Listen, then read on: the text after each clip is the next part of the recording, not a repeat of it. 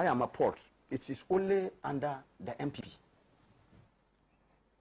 that they claim the economy is good and the lives of the people is hell.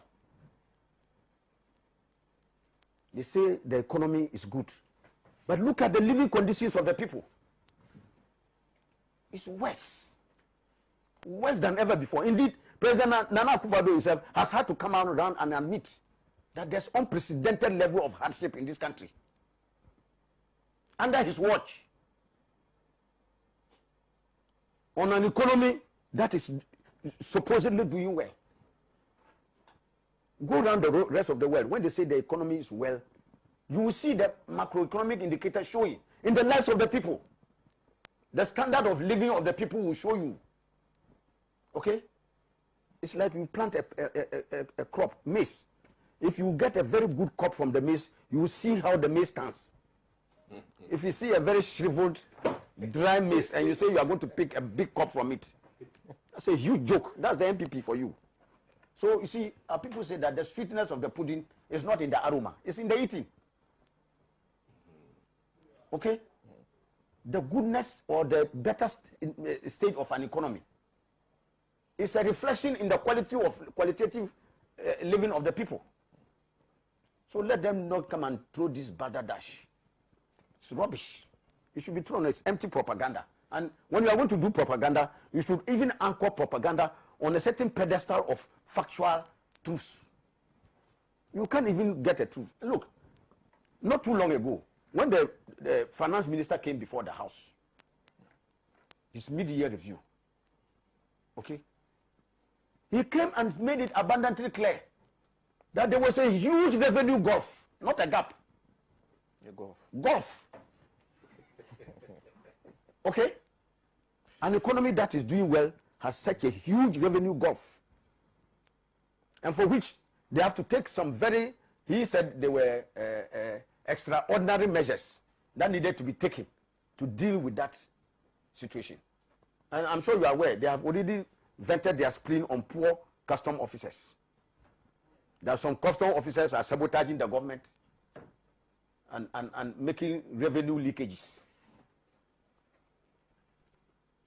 You understand?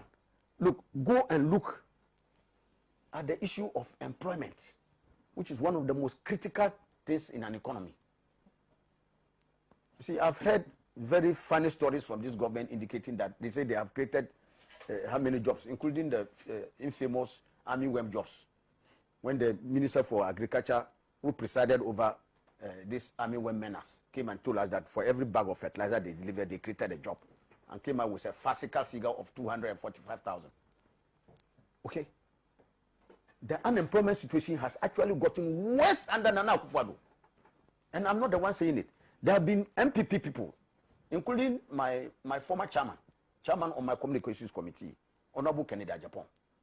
He said that he went to the Tema enclave, and by the time he left there, he was almost in tears about the number of businesses that were folding up just in that area alone.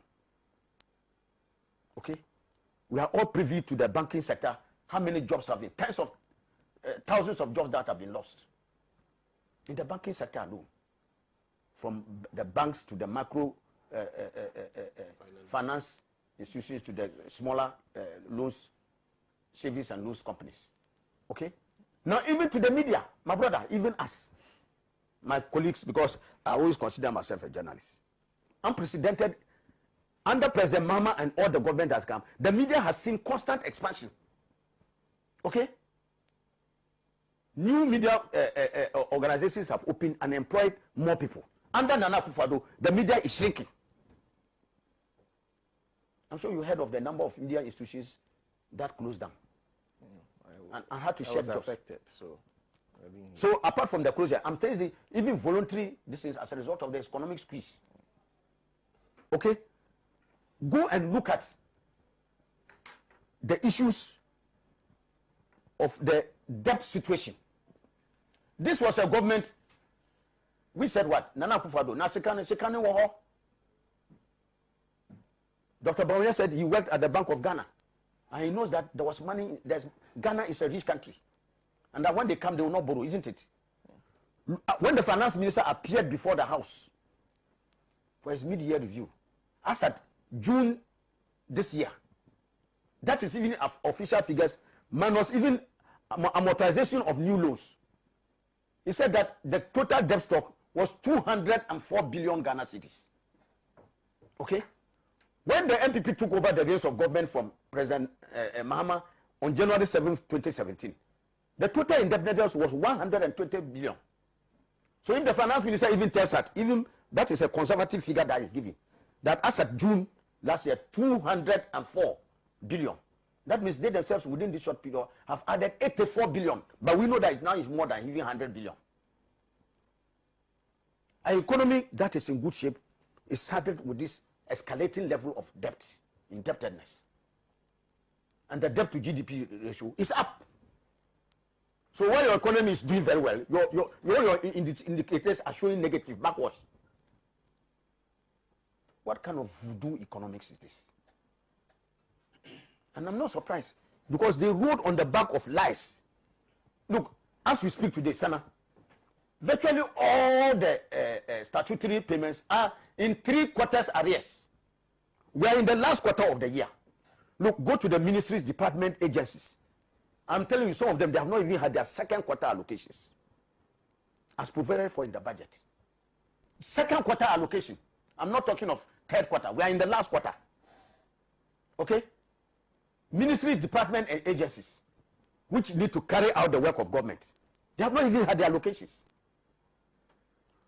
The district assembly common fund, we are in the 4th quarter, so they paid only one quarter. Only first quarter has been paid. 3 quarters are in arrears. We are now in the 4th quarter. The National Health Insurance Levy, 3 quarters, they have not paid. The Get Fund, 3 quarters, they are in arrears. Payment of arrears to contractors, I can count all the time. Even in spite of the president coming to say contractors come and contradict them that what he says is not true. They are not paid contractors. Contractors payment are in arrears. So almost all your districts are in arrears. And you come telling us that the economy is in good shape. When even your basic statutory obligations you cannot meet. So this is a shambolic management of an economy. Look at the collapse. You spend 23 billion Ghana cedis to collapse banks and macro finance institutions and throw people needlessly out of job. Look, they are being more Catholic than the Pope.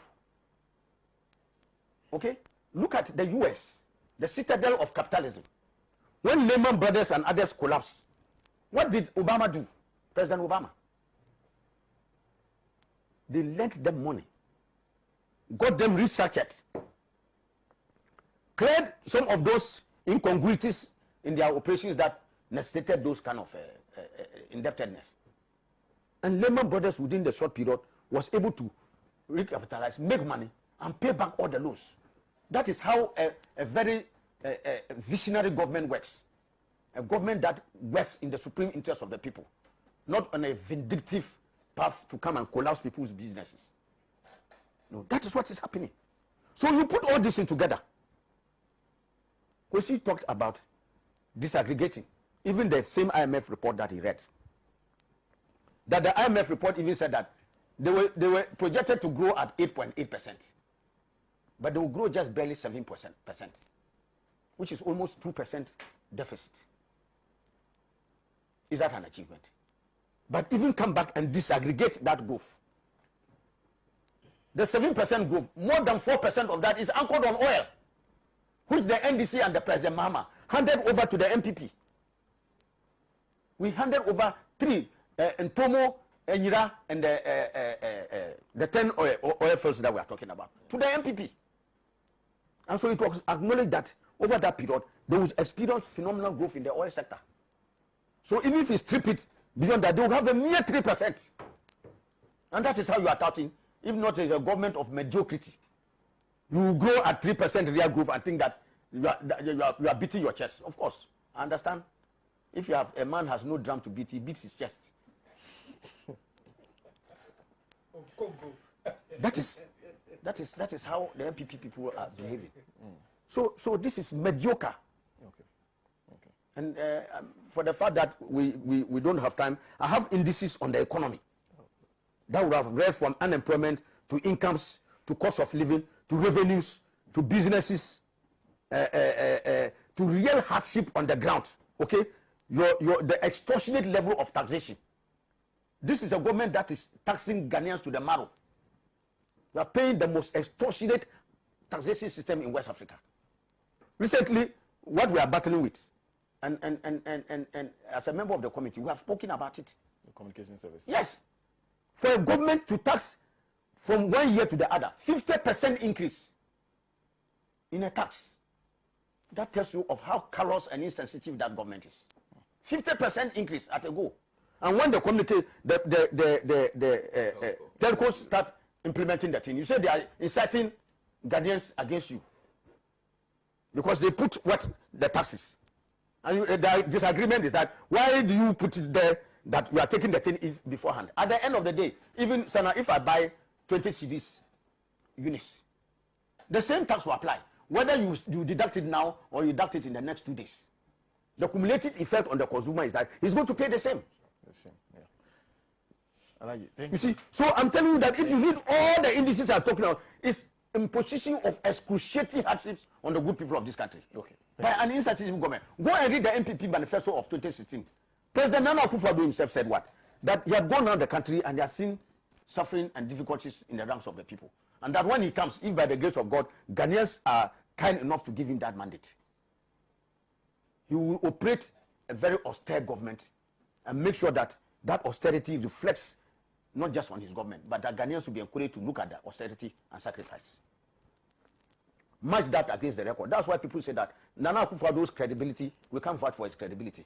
When he signals right, he turns left.